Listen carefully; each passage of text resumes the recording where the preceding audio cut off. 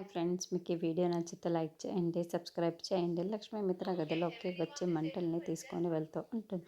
అప్పుడే మనిషి లక్ష్మికి ఎదురు రావడంతో, ఎందుకో నువ్వు మిత్ర గదిలోకి నుంచి కిందికి వచ్చి మిత్ర బట్టల్ని నువ్వు ఎందుకు తీసుకొని వెళ్తున్నావు? అసలు నీకు ఏం హక్కు అధికారం ఉన్నాయి అని ఇలా మిత్ర గదిలోకి వస్తున్నావు? మర్యాదగా బట్టల్ని అక్కడ పెట్టేసి వెళ్ళు.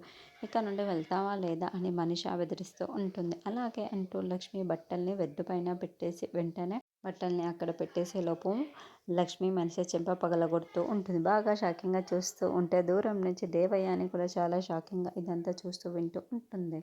నేను నిన్ను ఎందుకు కొట్టానో తెలుసా? అసలు నేను నా భర్త గదిలోకి వచ్చి నా భర్త బాగోగులు చూసుకోవడానికి నా భర్తలో తీసుకొని వెళ్తూ ఉంటే మధ్యలో నీదేంటే గోల? మేము భార్యాభర్తలము, ఆయన నా భర్త. నేను ఇష్టం వచ్చినట్లు ఈ గదిలోకి వస్తాను, వెళ్తాను. మధ్యలో నువ్వెవరో నన్ను అడగటానికి? అదంతా కాదు, ఇప్పుడు నేను కొట్టడానికి మరొక కారణం కూడా ఉంది. అదేంటో తెలుసా? నువ్వు సరైతో చేతు కలిపినందుకు. నువ్వు చిన్న పిల్లల విషయంలో మరీ ఇంత దిగజారిపోతాను అని అస్సలు అనుకోలేదు. నువ్వు ఆ సరైతో చేతు కలిపి ఇదంతా చేశావు అని నాకు చాలా బాగా తెలుసు. అయినా నువ్వు ఇదంతా చేస్తున్నావు అని నేను ఒక అమ్మాయికి చెప్పకుండా ఉన్నాను కదా, అందుకే ఇంకా ఇంకా రెచ్చిపోతున్నావా? ఒక్కసారి నీ గుట్టు మొత్తం కూడా ఆయనకి చెప్పాను అంటే నీ పరిస్థితి ఏంటో ఒక్కసారి ఆలోచించుకో.